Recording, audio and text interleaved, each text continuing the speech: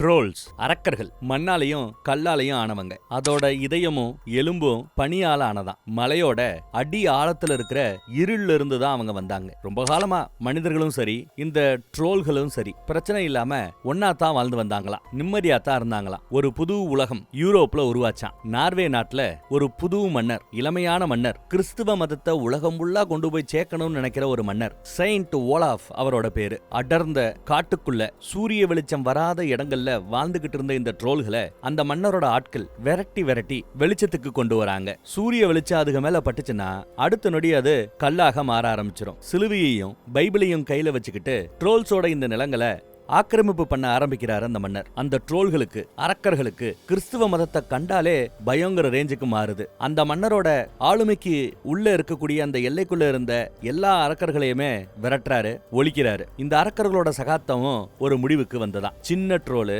பெரிய ட்ரோலு, இல்ல 3 தல 4 தல ட்ரோல்னு வித்தியாசம் இல்லாம அத்தனை அரக்கர்களையுமே அழிச்சாரு அவரு. கொடூரமா கொன்னாரு அவரு. நல்ல இன்ட்ரோவா இருக்குதுல்ல. ட்ரோல் 2ன்னு இப்போ நெட்ஃபிளிக்ஸ்ல வந்த ஒரு படத்தை தான் இன்னைக்கு நாம பார்க்க போறோம். இந்த அருமையான இன்ட்ரோவை அப்பா தன் புள்ளைக்கு கதையா எடுத்து சொல்லிட்டு இருக்கிறார் தான் பொண்ணுக்கு. நேரமாச்சு போதும் படுங்கிறாங்க அம்மா. இங்க வச்சுதான் அந்த குழந்தை ஒரு டவுட் கேக்குது. ஆரம்ப காலகட்டத்தில இருந்து இங்க வாழ்ந்து வந்தது அந்த அரக்கர்கள் தான். அப்புறம் தான் மனுஷங்க வந்தாங்க. அப்படி இருக்க மனுஷங்க எப்படி, அந்த மன்னர் எப்படி அரக்கர்களை விரட்டலாம், நியாயமா அப்படின்னு அந்த குழந்தை கேக்குது. நியாயமான கேள்விதான். அந்த மன்னரை கேள்வி கேட்கவே அப்ப ஆள் இல்ல. அரக்கர்களுக்கு உதவி பண்றதுக்கும் ஆள் இல்லன்னு சொல்லி முடிக்கல. அதுக்குள்ள அம்மா சத்தம் போடுறாங்க, போதும் படுங்கன்னு. சரி மீதி கதையை நாளைக்கு பார்க்கலாம்னு சொல்லிட்டாரு அப்பா. அம்மாக்கு கொஞ்சம் உடம்பு சரியில்லை போல தெரியுது. குழந்தை தூக்க வரலன்னு சொன்னதும் அந்த ட்ரோல்ஸ் இருந்த இடத்துக்கு ஒரு நாள் உங்களை கூட்டிட்டு போறேன், கொஞ்சம் படுறா கண்ணுக்குட்டின்னு தாலாட்டு பாடி குழந்தைய படுக்க வைக்கிறாங்க அம்மா. ஒரு 30 வருஷம் கடந்து போயிடுச்சு. அந்த குழந்தை கூட இப்ப வளர்ந்து ஆளாயிருக்கலாம். 30 வருஷத்துக்கு பிறகு இப்ப என்ன நடக்குதுன்னு நமக்கு காட்டுறாங்க. யோடன்ஹெய்ம்ங்கிற ஒரு பனி நிறைந்த இடத்தை காட்டுறாங்க. இந்த அரக்கர்களை பத்தி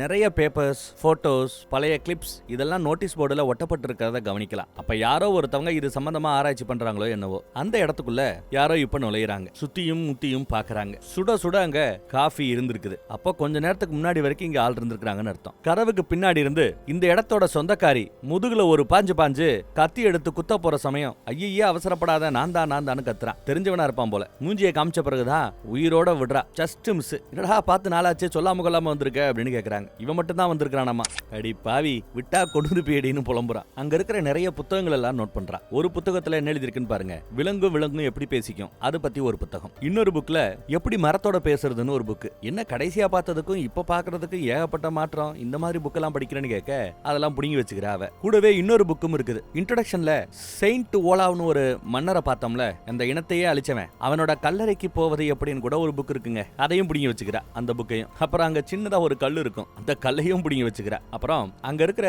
இந்த பொண்ணோட பழைய போட்டோஸ் எல்லாத்தையுமே இவன் பாக்குறான். அப்படி போட்டோஸ் பார்க்கும்போது தான் தெரிய வருது இந்த பொண்ணு கூட வேற யாரும் இல்ல, இன்ட்ரோல ஒரு குழந்தை கதை கேட்டுக்கிட்டு இருந்ததுல அந்த குழந்தை தான் இவ. நம்ம படத்தோட ஹீரோயின். தான் அப்பா அம்மாவோட எடுத்த அந்த பழைய போட்டோ எல்லாம் இங்க இருக்கிறத நமக்கு காட்டி அதை நமக்கு உணர்த்துறாங்க. இவன் இப்ப புதுசா புது கவர்மெண்ட் வந்திருக்கு, புது பிரைம் மினிஸ்டர் வந்திருக்கிறாரு, எல்லாம் புதுசான்னு சொல்லும் போது ஆனா அவர்களோட பழக்க வழக்கம் எல்லாம் இன்னும் பழசுதான் அப்படிங்கிறா இவ. அங்கங்க பேப்பர் கிளிப் சில விஷயங்களை காட்டுறாங்க. இந்த அரக்கர்களை பத்திய ஆராய்ச்சி குழுல இருந்து இவ வெளியில வந்திருக்கிறா போல தெரியுது. கவர்மெண்ட்டுக்கு இவளுக்கும் ஆகாது போல தெரியுது. தேடி வந்த இந்த பைபிள கூட ஒரு புக் எழுதி இருக்கிறா. அந்த புக்கோட பின் பக்கத்துல அவரோட போட்டோ இருக்கிறத கவனிக்கலாம். என் புக்கெல்லாம் படிக்கிற போலேன்னு கேட்க இல்ல வாங்கி வச்சிருக்கேன் இனிதான் படிக்கணுங்கிற அவ. அந்த புக்ல இவன் எழுதியிருக்கான் போல, இதை என்னோட அப்பாவுக்கு சமர்ப்பிக்கிறேன்னு எழுதியிருக்கான் போல. அது எனக்கு ரொம்ப பிடிச்சிருக்குன்னு பேசுறா. இவன் பிரைம் மினிஸ்டர் ஆபீஸ்ல வேலை பார்க்கறவன் போல. போன தடவை கவர்மெண்ட்டுக்கும் இவளுக்கும் ஆகல, இப்ப பிரைம் மினிஸ்டர்லாம் மாறி இருக்காங்க, கவர்மெண்ட் மாறி இருக்குது. இவளுக்கு சில விஷயங்களை காட்டலாம் நினைக்கிறார் போல. கூட்டு போறதுக்காக வந்திருக்கிறார். ஏதோ கன்வின்ஸ் பண்ணி கூட்டிட்டும் போறாரு. அப்படி கூட்டிட்டு போக முயற்சி பண்ணும்போது கூட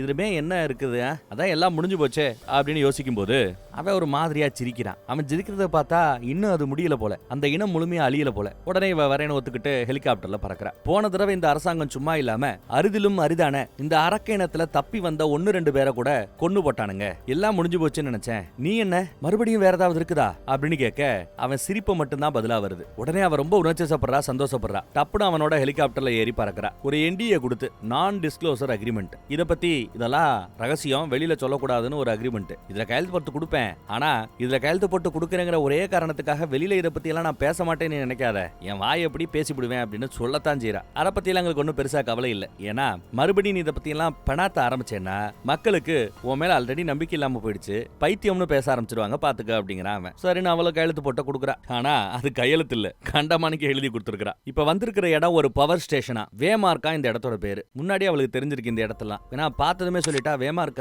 பவர் ஸ்டேஷனா அப்படின்னு. ஒரு ப்ரொஃபசர் வராரு. என்ன ப்ரொஃபசர் இங்க வந்திருக்கிறாப்ல அப்படின்னு இவ கேட்கறா. இவளுக்கும் தெரிஞ்சவங்க தான் போல தெரியுது. வரவேற்கிறாங்க அவங்க. இரண்டாம் உலகப் போரின் போது ஹிட்லரை அடக்கிறதுக்காக மித்த நாடுகள் எல்லாம் முயற்சி பண்ணி இருந்திருக்குது. பாம் தயாரிக்கிறோம், இல்ல கடலோட தண்ணியை பயன்படுத்தி ஹிட்லரோட ராணுவத்தை அழிக்கிறதுக்கு ஏதாவது வழி இருக்குதா, இப்படி எல்லாம் ஆராய்ச்சி பண்றோம் அப்படி இப்படின்னு அந்த டைம்ல ஆர்டிகல் எல்லாம் வந்திருந்ததா, கட்டுரைகள் எல்லாம் எழுதப்பட்டிருந்ததா. ஆனா நிஜத்துல அவங்க பண்ணிக்கிட்டு இருந்த ஆராய்ச்சியே வேறன்னு ஒன்ன காட்டுறாங்க. என்னடான்னு பார்த்தா அந்த காலகட்டத்தில இருந்து இந்த அரக்கர்களை பத்தி ஆராய்ச்சி இங்க நடந்துட்டு இருந்திருக்குது. வெளியில அதுக்கு வேற வேற பேர் வச்சிருக்காங்க, மக்களை ஏமாத்துறதுக்காக, உண்மை வெளியில தெரியக்கூடாதுங்கிறதுக்காக. இங்க பாருங்க, அந்த கற்களை ஆராய்ச்சி பண்றாங்க, நிறைய சயின்டிஸ்டுகள் இருக்காங்க.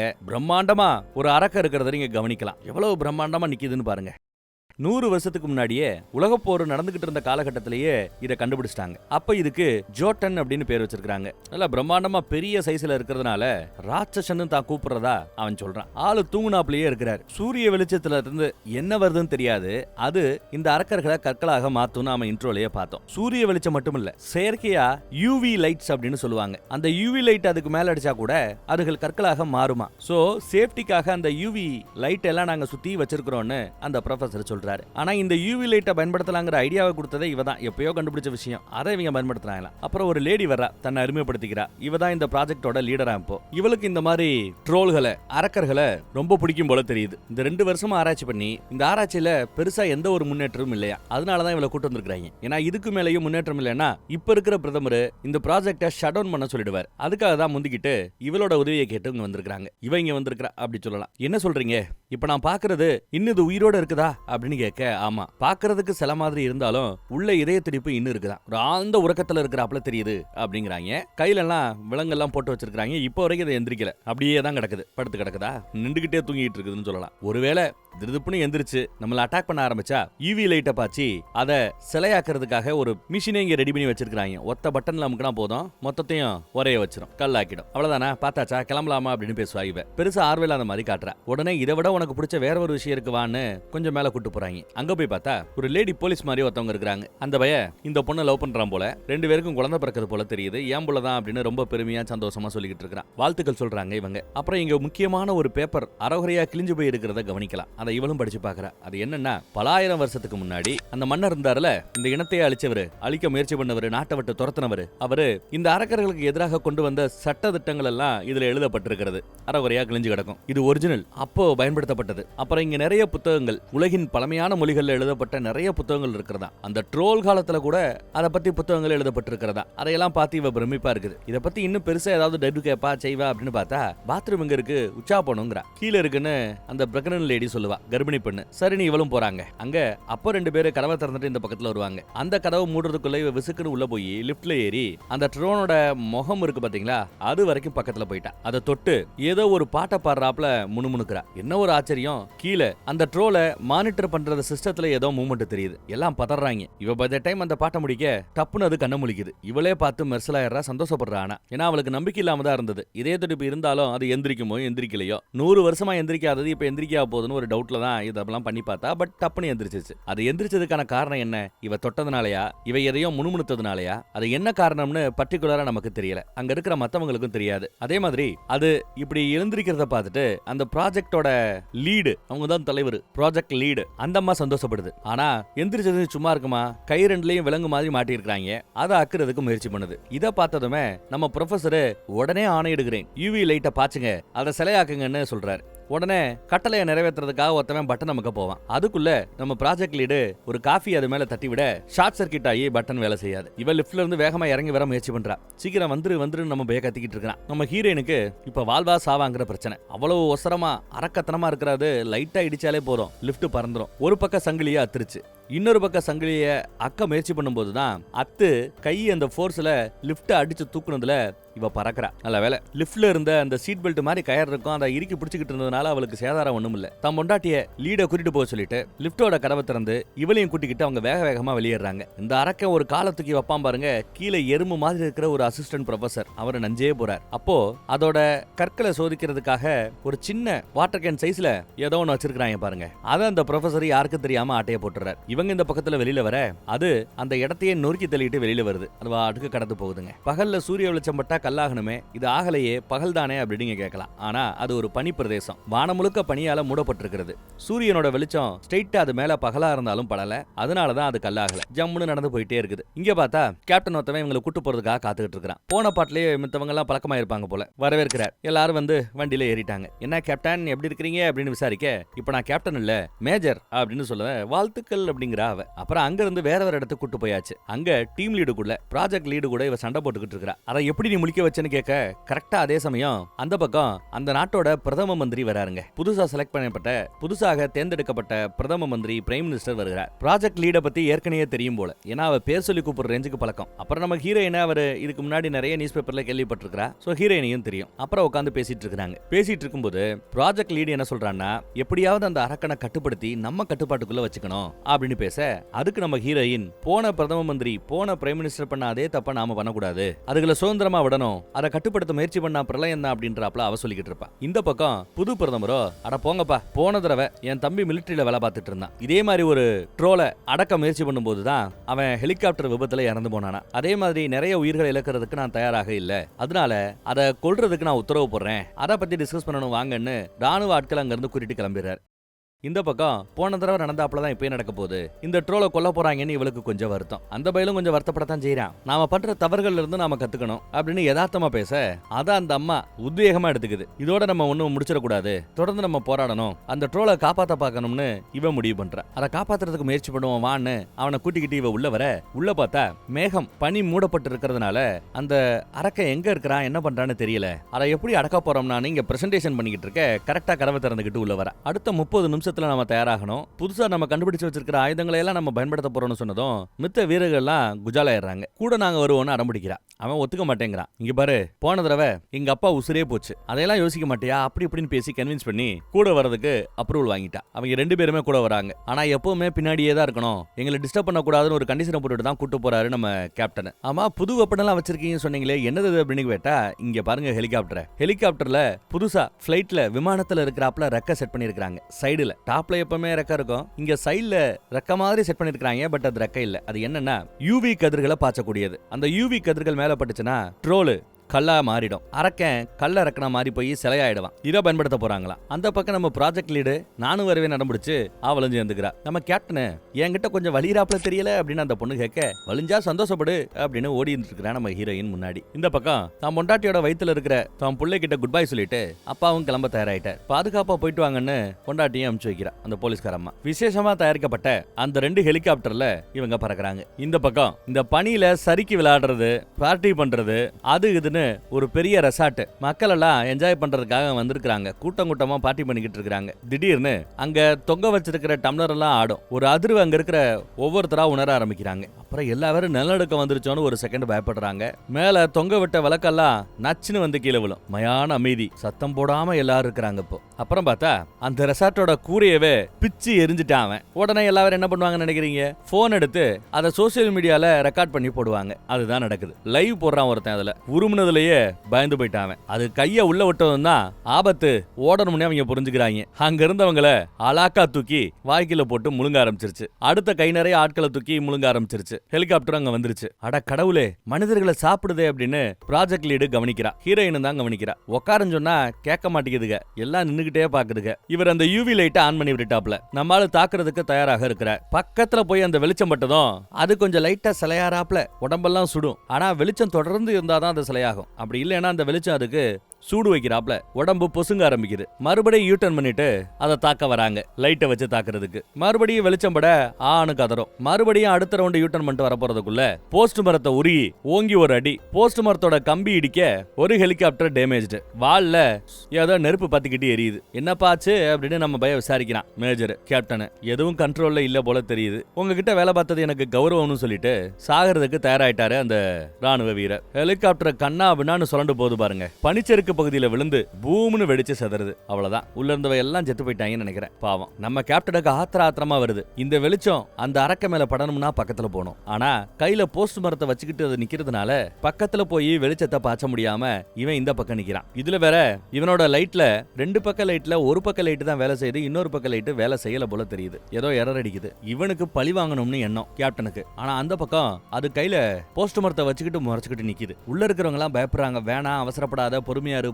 நம்ம ஹீரோயின் எவ்வளவோ சொன்ன பிறகு அவன் கொஞ்சம் அமைதியா இருக்கிறான். தாக்க வேணான்னு ஒரு முடிவுக்கு வந்திருக்காங்க. அதை புரிஞ்சுக்கிட்டு போஸ்ட் மரத்தை வீசி எறிஞ்சிட்டு அது வாட்டுக்கு நடந்து போயிட்டு இருக்குதுங்க. ஆனா மிகப்பெரிய சேதாரம்னு சொல்லலாம். எல்லாருக்குமே வருத்தம் தான். அந்த பக்கம் இந்த நாட்டோட பிரதம மந்திரி கிட்ட அமெரிக்க ஜனாதிபதி நம்ம ட்ரம்ப் போன்ல பேசிட்டு இருக்கிறார். நாட்டோ கூட்டமைப்பு ராணுவத்தை வேணா உள்ள அனுப்பட்டுமா அப்படின்னு கேட்கிறார் போல. இல்ல சார், அதெல்லாம் அவசியப்படாது, நாங்களே சமாளிக்கிறோம்னு பேசிட்டு இருக்கும் போது ராணுவத்தோட தலைமை தளபதி வர்றாப்ல தெரியுது. அப்புறம் கூப்பிடுறேன்னு வச்சிட்டாப்ல. இந்த பக்கம் நம்ம ஹீரோயினோ 3 வருஷத்துக்கு முன்னாடி நாங்க பார்த்த அந்த ட்ரோல் எல்லாம் இந்த மாதிரி இல்ல, இந்த ட்ரோல் ரொம்ப கோரமா கொடூரமா நடந்துக்குது அப்படின்னு எடுத்து சொல்றா. நம்ம ப்ராஜெக்ட் லீடு கூட இவ்வளவு கொடூரமா நடந்துக்குது, மனுஷங்களை தின்னுது, இதுக்கு மேல போய் நீ இறக்கப்படுறேன்னு நம்ம ஹீரோயினை திட்டு ரேஞ்சுக்கு ஆயிப்போச்சு. இப்போ மனிதர்கள் மேல இதுகளுக்கு இவ்வளவு கோவம் இருக்குன்னா அவ்வளவு மனிதர்கள் நாம அதை கொடுமைப்படுத்தி இருக்கணும்னு சொல்லும்போது நாம ஒண்ணும் பண்ணலையேங்குது அந்த ப்ராஜெக்ட் லீடு. நாம இல்லமா, 1000 வருஷத்துக்கு முன்னாடி மனுஷங்க தானே இந்த இனத்தையே அழிக்கிறதுக்கு போராடினானுங்க. அதுலயே ஒரு மண்ணை சட்டத்தையே கொண்டு வந்தான்ல, அவங்க எல்லாம் மனுஷங்க தானே, அதைத்தான் சொல்றேங்கிறா. இங்க வச்சு அந்த பையன் அந்த அரக்கம் கூட நம்மளால பேச முடியாதா, கம்யூனிகேட் பண்ண முடியாதான்னு கேக்குறான். அட போப்பாங்குது அந்த ப்ராஜெக்ட் லீடு. ஆனா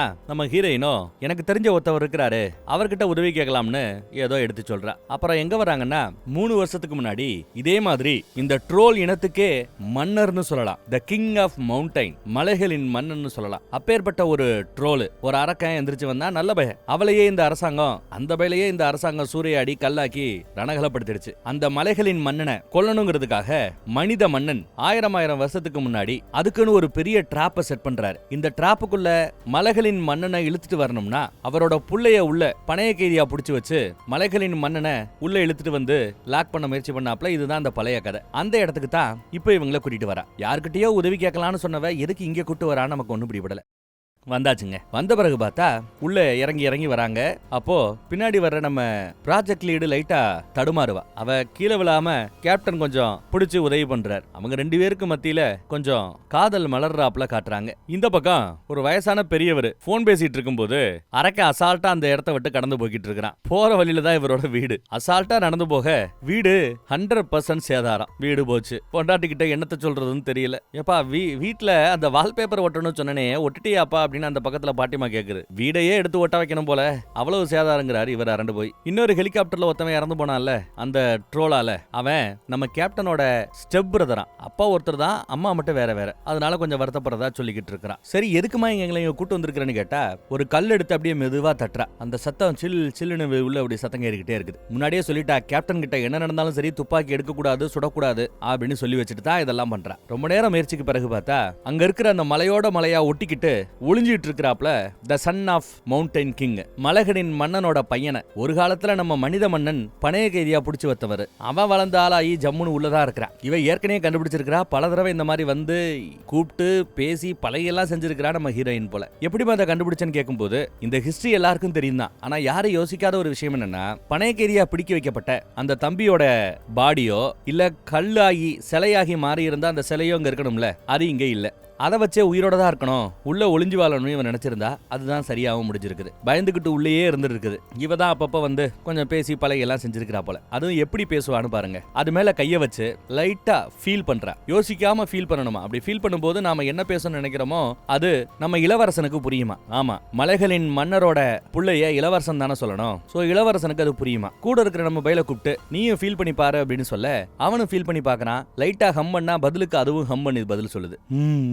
ஏதோ உரிமை உரிமை பதில் சொல்லுது போல. ஓரளவு கம்யூனிகேட் பண்ண முடியுது நம்ம இளவரசனோட. இந்த மாதிரி பிரச்சனை கொஞ்சம் உன் இனத்தை சேர்ந்த ஒருத்தவங்க கிட்ட எங்க சார்பா பேசணும், ஹெல்ப் பண்ணுப்பான்னு கேட்டிருக்காங்க போல. நம்மளும் சம்மதம் சொல்லி இருக்கிறான்னு நினைக்கிறேன். அப்படியே கட் பண்ணி அந்த பக்கம் பார்த்தா நடந்து வந்துகிட்டே இருக்கிறாப்ல யாரு, வில்லன். குறுக்கால இவன் நின்னுகிட்டு வானத்தை பார்த்து ஒரு துப்பாக்கியில சுடுவா. அது ஒரு புகை மாதிரி கக்கும். சோ கவனத்தை ஈர்ப்பதற்கான செயல். உடனே பார்த்துட்டு கோவமா வில்லன் எங்க பக்கத்துல வராப்ல. சரி வில்லன் வந்துகிட்டு இருக்கிறான், இந்த பக்கம் ஹெலிகாப்டர் இருக்குது, மீதி ஆட்கள் ஒளிஞ்சிட்டு இருக்காங்க. நம்ம இளவரசன் எங்கப்பா ஆள காணமேன்னு பார்த்தா எங்க இருந்தையாவது ஓடிடுவானான்னு பார்த்தா அதான் இல்ல.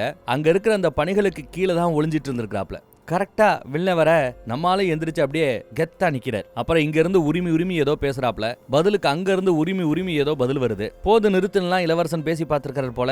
அவன் கேட்கறதுக்கு தயாராக இல்ல. உடனே நம்ம கேப்டன் இந்த பக்கத்துல இருந்து சுட போக வேண்டாம், இனிமே நமக்காக இளவரசன் சண்டை போடுவான்னு நம்ம ப்ராஜெக்ட் லீடு கூட சொல்றாப்ல. இளவரசனும் நமக்காக சண்டை போடுறதுக்கு தயாராயிட்டார். ஆனா வில்லன் எவ்வளவு வருஷம் அனுபவம், எத்தனை யுத்தத்தை பார்த்துட்டு போறோம் என்னவோ, ஓங்கி தரையில ஓங்கி ஒரு இடிங்க. ஏற்கனவே அது பனி தானே, அது இடிச்ச இடியில பனி பொழக்க ஆரம்பிச்சிருச்சு. அது ஃபுல்லா ஆக்சுவலா கடலோட மேற்பரப்பு நல்லா பனிக்கட்டியா இருக்குது. கீழே ஃபுல்லா தண்ணி. இடிச்ச இடியில விரிசல் பெருசாயிட்டு போயிட்டே இருக்குது. அதுக்கு பயந்துகிட்டு நம்ம ஹீரோயின் ஓடியாந்துகிட்டு இருக்கா. ஏதாவது விரிசல்ல உள்ள விழுந்துருவான்னு பார்த்தா ஜஸ்ட் மிஸ்ல தப்பி போறா. ஒரு வழியா அவங்களும் பிடிச்சு தூக்குறாங்க. ஆனா அதே சமயம் இது நல்ல வெயிட்டா நம்ம இளவரசன் வேற இருக்கிறாப்லையா, அப்படியே அங்க இருக்கிற பனிக்கட்டிகள் எல்லாம் உடஞ்சு டப்புன்னு உள்ள போயிட்டார். மூஞ்சி மட்டும் தான் வெளியில தெரியுது. ஐயோ சும்மா இருந்தவனை தேவையெல்லாம் கூட்டு வந்து சாகடிக்கிறமேன்னு நம்ம ஹீரோயினுக்கு வருத்தம். ஓடி ஒளியில கரெக்டா அது மூழ்கிற வரைக்கும் காத்துக்கிட்டு இருக்கா. மூழ்கி அவன் உள்ள போன பிறகுதான் நம்ம கேப்டன் இழுத்துட்டு போறாப்ல. ஏன்னா வில்லனோட பார்வை இந்த ஹெலிகாப்டர் பக்கம் திரும்பிடுச்சு. இவங்க வேகமா ஓடியாராங்க, ஹெலிகாப்டர்ல ஏறாங்க, ஹெலிகாப்டர் பறக்க ஆரம்பிக்குது, பக்கத்துல நெருங்கி வந்துருச்சு. இவங்க கொஞ்சம் தான் மேல போயிருக்காங்க, கையை அப்படி ஓங்கி வீச போறதுக்குள்ள ஜஸ்ட் மிஸ்ல எஸ்கேப் ஆயிட்டாங்க.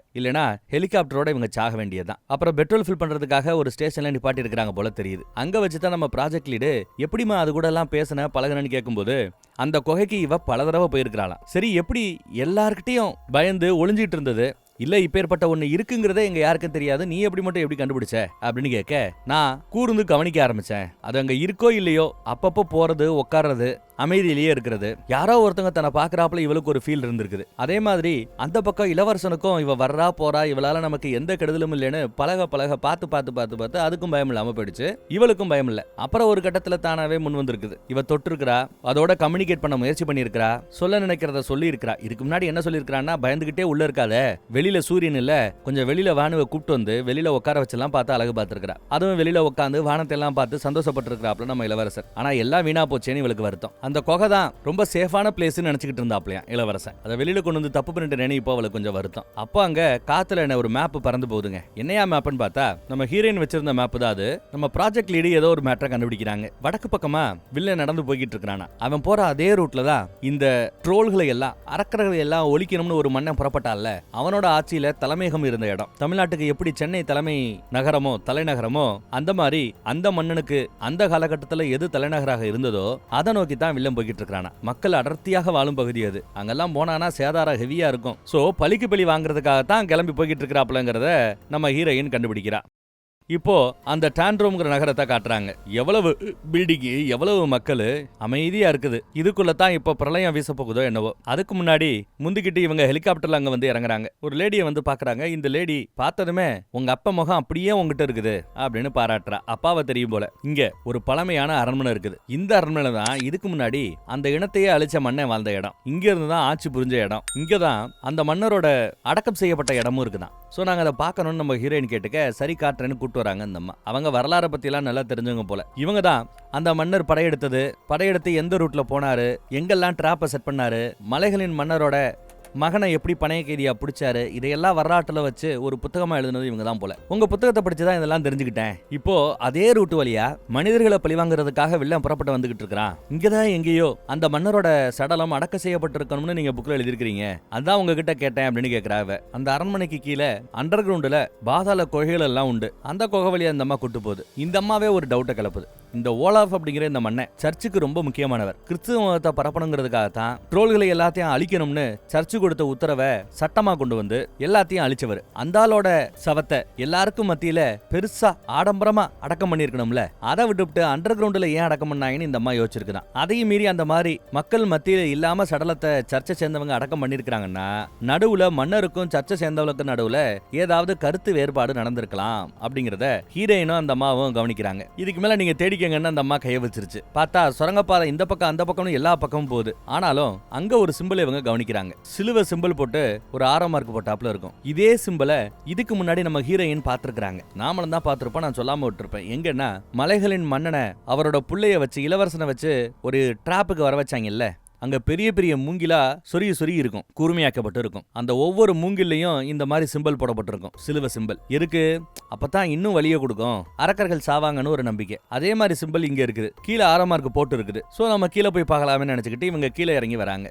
இந்த இடத்துக்கு அந்த புத்தகத்துல நம்ம இதுக்கு முன்னாடி வந்திருக்குதான். மேபி அந்த மன்னரோட சடலத்தை இங்க சில நாட்கள் வைத்திருக்கலாம். இப்போ அந்த சடலம் இங்க இல்ல அப்படிங்கிறாங்க அவங்க புக் எழுதினவங்க. அங்க இருக்கிற ஓவியங்கள் எல்லாத்தையும் நம்ம ஹீரோயின் கவனிக்கிறா, அந்த பயலும் கவனிக்கிறான். பிரதமர் அலுவலகத்துல வேலை பார்க்கிறவர் ஆபீசர் கவனிக்கிறார். அவர் நல்லா தடவி பார்த்துட்டு இருக்கும்போது அது அப்படியே உதிர்ந்து விழுகுது. பயந்து போயிட்டாப்ல ஒரு நொடி. விழுந்ததை எடுத்து மறுபடியும் ஒட்ட வைக்கலாம்னு முயற்சி பண்ணும்போது இன்னும் நிறைய விழுகுது. அப்பதான் அங்க ஒரு ஓட்டை இருக்கிறதையே எல்லாரும் கவனிக்கிறாங்க. சாரிங்க, மன்னிச்சுக்குங்க, நான் அடைச்சு கொடுக்குறேங்க அப்படின்னு பயந்துகிட்டே இருக்கிறாரு ஆபீசர். யோ தள்ளுப்பா அப்படின்னு சொல்லிட்டு லைட் அடிச்சு காட்டுது. அந்த அம்மா பாக்குது, தட்ட நிறைய உதிருது. நல்லா தடவி பார்க்கும்போது இந்த பாட்டிமா ஒரு மேட்டரை கவனிக்குதுங்க புக் எழுதினவங்க. இதே மன்னர் இதுக்கு முன்னாடி ஒரு யுத்த காலத்துல நிறைய அங்கங்க காயம்பட்டு பிற்காலத்துல படுத்த படுக்கையாகி இறந்து போனாராம். யுத்த காலத்துல அவருக்கு எங்கெல்லாம் அடிபட்டதுன்னா தொப்புள் பகுதியில ஈட்டியால குத்தப்பட்டாராம். இங்கேயும் அந்த சிலையில தொப்புள் பகுதி தான் ஓட்டப்பட்டாப்ல இருக்குது. அப்புறம் காலில் அடிபட்டுதான் தொடைப்பகுதியில, அதே மாதிரி தொடைப்பகுதியில இங்கேயும் ஒரு ஓட்டை இருக்குது. அப்புறம் கடைசியா கழுத்துல குத்தி இருக்கப்பட்டாங்களாம். கழுத்துல குத்தி அவர் இறந்து போயிருக்கிறார். சோ கழுத்துலயும் அதே மாதிரி ஒரு கல்லு டம்மியா இருந்திருக்குது. ஏதாவது கிடைக்குமான்னு இந்த அம்மா பாக்குது. பார்த்தா ஈட்டி மாதிரி ஏதோ ஒண்ணு கிடைக்குங்க. அதை எடுத்து ஒரு ஓட்டையில சொருகுறா. சொருகி திருகுனா எங்கேயோ கதவு திறந்தாப்ல ஒரு சவுண்டு. அடுத்து இன்னொன்னு எடுத்து தொப்புள் பகுதியில சொருகுறா. ஏன்னா இங்கதான் ரெண்டாவது அடிபட்டது. அங்கேயும் திருகுறா, ஏதோ ஒரு கதவு திறக்கப்படுது.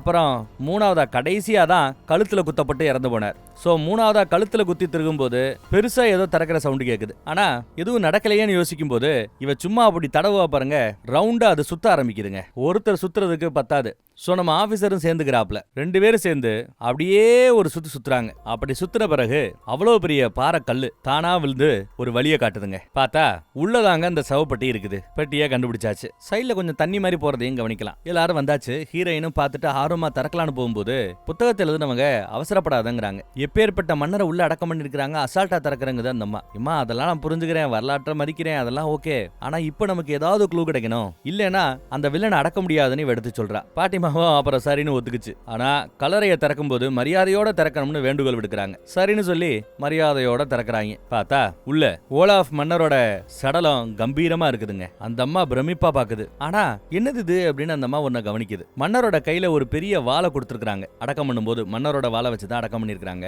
ஆனா அந்த வாள் துருப்பிடிக்காம இப்பயும் ஜொலிக்குது. இல்ல பாக்குறதுக்கு அது வெள்ளியில செய்யப்பட்ட கத்தி மாதிரி இருக்குது. ஒரு காலத்துல வெள்ளியில செய்யப்பட்ட கத்தியை தானே சண்டைக்கெல்லாம் பயன்படுத்துறாங்க. இப்போ இதெல்லாம் பழமையான ஆயுதங்கள், ஒன்னும் பிரயோஜனம் இல்ல. ஆனா துருப்பிடிக்காதுங்க அப்படிங்கிறாரு நம்ம கேப்டன். அங்க அவரோட நெஞ்சு சைடுல உள்ள ஏதோ வச்சிருக்காங்க. மெதுவா இவ எடுத்து பாக்குறா. என்ன இது அப்படின்னு பார்த்தா ஒரு பேப்பரோட மறுபாதி பக்கம். ஏற்கனவே அந்த ஆய்வு கூடத்துல இந்த அரக்கர்களை ஒழிப்பதற்கான அரக்க சட்டம்னு எதையோ அவர் ஏற்றி விட்டு இருந்தாரு இல்லையா, அதோட ஒரு பாதி பேப்பர் தான் கிடைச்சது.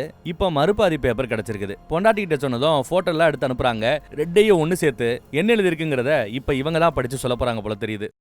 இவங்களுக்கு அதை அமுச்சு வச்சிருக்காங்க, நீங்களே படிச்சுக்கங்கன்ட்டு. இப்பதான் சேர்த்து வச்சு படிக்கவே முடியுங்க. அதுல மன்னர் கடைசி காலத்துல நாம இந்த இனத்துக்கு நிறையவே கொடுமைகளை பண்ணிட்டோம், அதுக எதிர்பார்க்கறதெல்லாம் அதுகளுக்குன்னு ஒரு வீடு, ஒரு நாடு, அவ்வளவுதான். அதுகளுக்குன்னு ஒரு எல்லையை, ஒரு நாட்டை கொடுத்துட்டா போதும், ஒரு இடத்த கொடுத்துட்டா போதும். நான் ஆட்சி செஞ்சுக்கிட்டு இருக்கிற அவரோட இந்த தலைமையகம் இருக்குல்ல, கேபிட்டல் சிட்டி, தலைநகரம், இத நாம அரக்கர்களுக்கு வீடா, அதுகளோட நாடா கொடுத்துடலான்னு முடிவெடுத்திருக்கிறார். அதுதான் இங்க எழுதியிருக்குது. ஆனா அது சர்ச்சை சேர்ந்தவங்களுக்கு பிடிக்கல. அதனாலதான் சர்ச்சை சேர்ந்தவங்களே அந்த மன்னரை கொலை பண்ணிட்டாங்களாம். அப்போ இப்ப நம்ம வில்லன் வந்துகிட்டு இருக்கிறது இந்த மன்னரோட அரண்மனை அழிக்கிறதுக்காகவோ இல்ல மன்னரோட சவப்பெட்டியை அழிக்கிறதுக்காகவோ இல்ல. ஏன்னா மன்னர் இது உங்களுக்கு சொந்தம்னு என்னைக்கோ சொல்லிட்டாப்ல.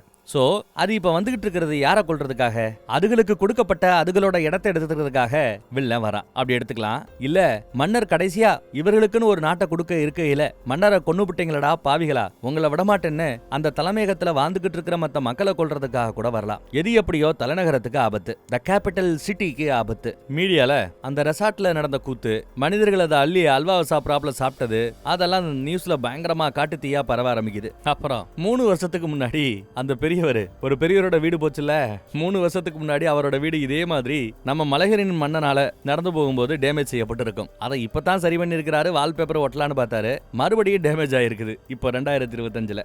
இதே நியூஸ்ல 2 வருஷத்தையும் கம்பேர் பண்ணி போட்டு அந்த மனுஷனுக்கு எவ்வளவு துரதிர்ஷ்டசாலி, என்ன சொல்லுவாங்க, பேட் லக்குன்னு வாங்கல, அந்த மாதிரி எவ்வளவு பேட் லக்குன்னு பாருங்கன்னு காட்டுறாங்க. ராணுவம் எவ்வளவு முயற்சி பண்ணியும் அந்த ட்ரோலை தடுக்க முடியலையா. இது குளிர்காலங்கிறதுனால சூரியனோட உதவியும் இதுக்கு கிடைக்கல. மேபி நாட்டை அந்த வில்ல எடுத்துக்க போறானோன்னு பேசிட்டு இருக்காங்க நியூஸ்ல. அதே சமயம் பிரதம மந்திரி மக்களுக்கு மத்தியில உரையாற்றணும், மீடியாவுக்கு முன்னாடி பேசணும். கடந்த 24 மணி நேரத்துல நீங்க கேள்விப்படக்கூடிய இந்த செய்திகள்லாம் நமக்கு ஷாக்கா தான் இருக்கும். ஆனா நிஜத்தை நம்ம ஃபேஸ் பண்ணி தான் ஆகணும். இப்ப அந்த ட்ரோல் போய்கிட்டு இருக்கிற அந்த தலைநகரம் நம் கையை விட்டு போய்விட்டது, நாம இழந்துட்டோங்கிறாரு அவர். என்னதாங்க உங்க திட்டம் அப்படின்னு கேட்க, அந்த தலைநகரத்தில் இருக்கக்கூடிய மக்களை எல்லாத்தையும் அங்க இருந்து அப்புறப்படுத்திக்கிட்டு இருக்காங்களாம். சரிங்க, மக்கள் எல்லாத்தையும் அங்க இருந்து அப்புறப்படுத்திட்டீங்க, அப்புறம் என்னங்க உங்க பிளான் கேட்டா பிரதம மந்திரியே முழிக்கிறார். பிளானே தெரியல அவர்கிட்ட, பிளானே இல்ல, இருந்தா தானே சொல்றதுக்கு. அத மீடியா கரெக்டா அந்த மொமெண்ட்டை கேட்ச் பண்ணிடுச்சு. அத அப்புறம் பார்க்கலாம்னு சொல்லிட்டு கிளம்பிட்டாரு. இந்த பக்கம் தளபதி ஒருத்தர் இன்னும் 2 மணி நேரத்துல தலைநகரத்துக்கு அந்த வில்லன் வந்துருவான் அப்படின்னு அப்டேட் கொடுக்குறாப்ல. கேப்டன் நான் சண்டைக்கு போயாகணும்னு அடம்பிடிக்கிறார். ஹீரோயின் போறதுக்கு ரெடி.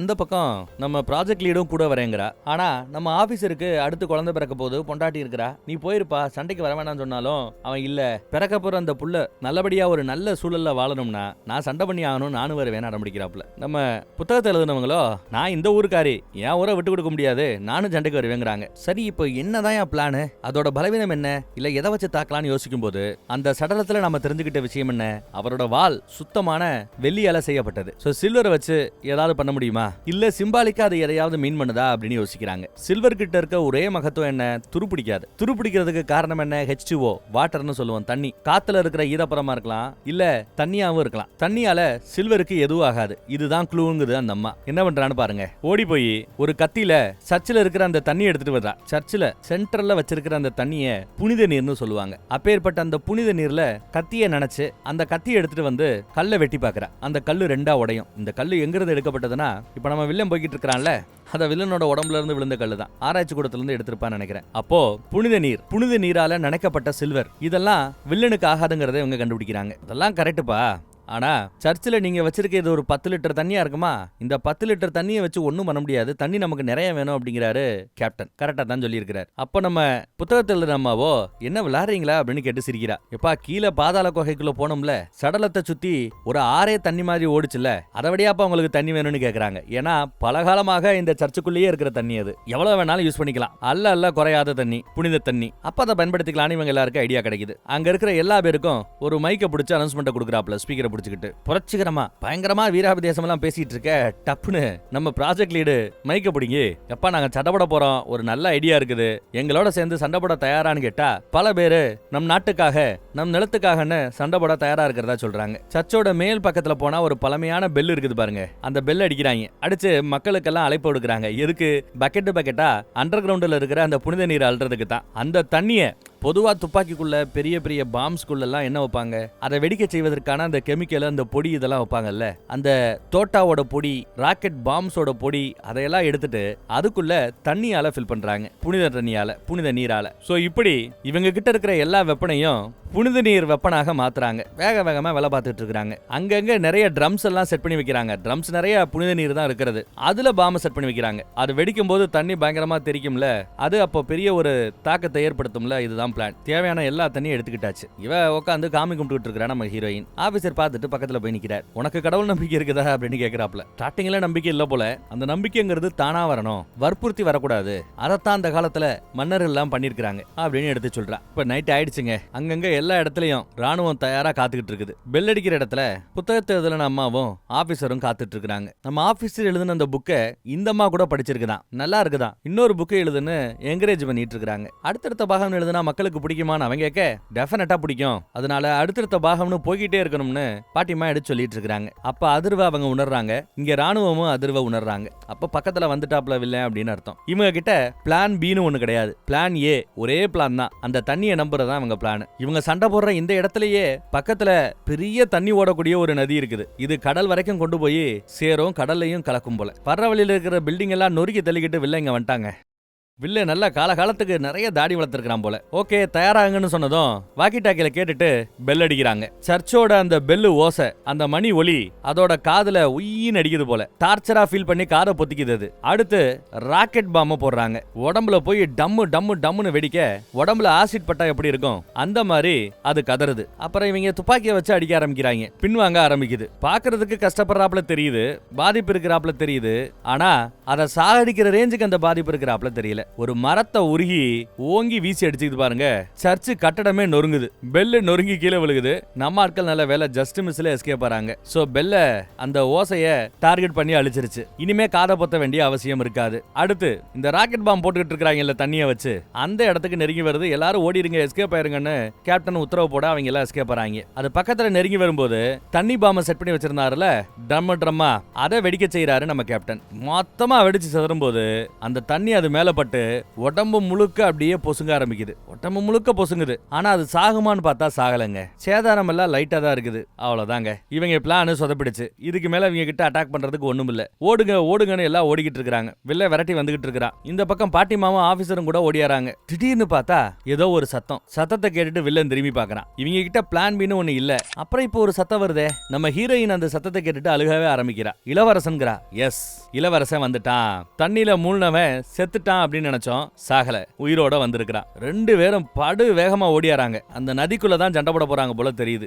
நேருக்கு நேரா ரெண்டு பேரும் அடிச்சுக்கிறாங்க. உயரத்துல பிரிட்டி மச் ரெண்டு பேரும் ஒரே மாதிரி தான் இருக்காங்க. வில்ல பெரிய தாடி வச்சிருக்கான். இளவரசனுக்கு தாடி கொஞ்சம் சின்னதா இருக்கும். அவ்வளவுதான் வித்தியாசம். முட்டை வரும்போது கைய பிடிச்சு பதிலுக்கு அவர் முட்டுறாரு, குத்துறாரு. அடி வாங்குறான் நம்ம இளவரசன். ஓங்கி பிடிச்சு தள்ளி விட்டதுல நதிக்கு குறுக்க இருக்கிற அந்த பாலமே உடஞ்சு நொறுங்குது. இப்படியே விட்டா இளவரசன் செத்துருவாப்ல.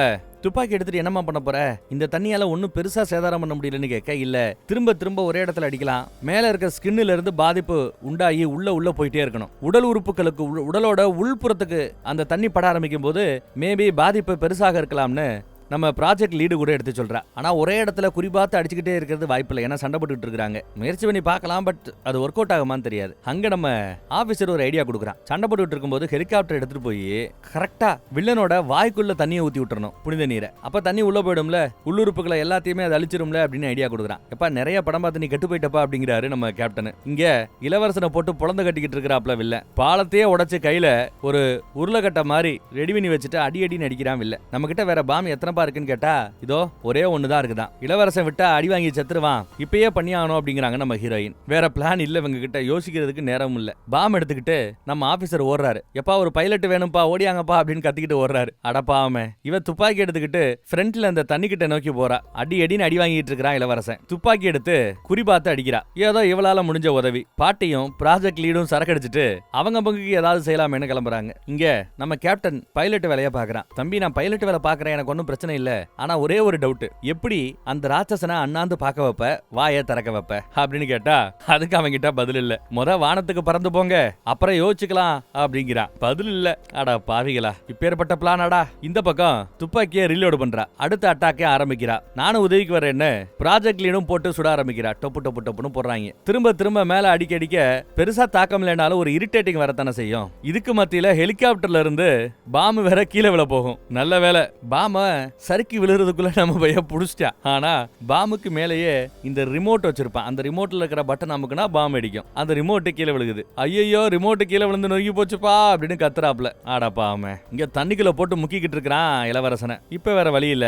இந்த பாம்பை இப்ப நம்ம மேனுவலா தான் வெடிச்சு வச்சாகணும் அப்படிங்கிறாரு பைலட். ஐ மீன் நம்ம கேப்டன். வேற வழி இல்ல. நிறைய படங்கள்ல பாத்திருப்பீங்கல்ல, குட்டி குட்டியா எரிகுண்டுன்னு சொல்லுவோம். கையில இருந்து வீசி எரிஞ்சு வெடிக்க செய்யக்கூடிய பாம். இந்த மாதிரி பாம்பை வெடிக்கும் போது கூடவே இந்த டின்னும் சேர்ந்து வெடிக்கும். இப்படி வெடிக்க வச்சா தான் உண்டுங்கிறாரு நம்ம கேப்டன். எப்பா மேல ஒரு சின்ன ரவுண்ட்ல ஒரு கம்பி இருக்கு பாரு, அந்த கம்பியை உருகி 3 செகண்ட்ல எரிஞ்சிடணும், இல்லன்னா நம்ம ஜோலி முடிஞ்சிடும் பாத்துக்கோ அப்படிங்கிறாரு. 3 செகண்டா? அதுவும் பாருங்க கரெக்டா இந்த புனித நீர் பாம்புங்கிறது அரக்கனோட வாய்க்குள்ள போகும்போது கரெக்டா வெடிக்கணும். இல்ல வாய்க்குள்ள போன பிறகு வெடிச்சாலும் ஓகே. வாய் மூடிக்கிட்டு இருக்கும் போதோ இல்ல மூக்குக்கு பக்கத்துல வெளிப்பக்கத்துல எல்லாம் வெடிச்சுச்சுன்னா சேதாரம் ஒன்னும் பெருசா இருக்காது. அப்போ யாரோ ஒருத்தன் உசுரை கொடுத்துதான் அதை கொல்லணும் போல பேசி ஒரு முடிவுக்கு வராங்க. பட் யாரு கொல்ல போறாங்க பண்றாங்கன்னு தெரியல. பதறா நம்ம ஆபீசர். கீழே பார்த்தா இளவரசன் மூச்சுட முடியாம திணறிக்கிட்டு இருக்கிறார். அசைவு இல்ல. செத்துட்டாப்லையா இல்ல சாக போறாப்லையா தெரியல. இளவரசிக்கு கோவம் வருது, அழுகையும் வருது. ரீலோடு பண்ணிக்கிட்டு இருக்காங்க. இவரு பெருசா சண்டையில ஜெயிச்சு சாதிச்சாப்ல வில்லன் உருமுறா. பொசிஷனுக்கு கூட்டு போ,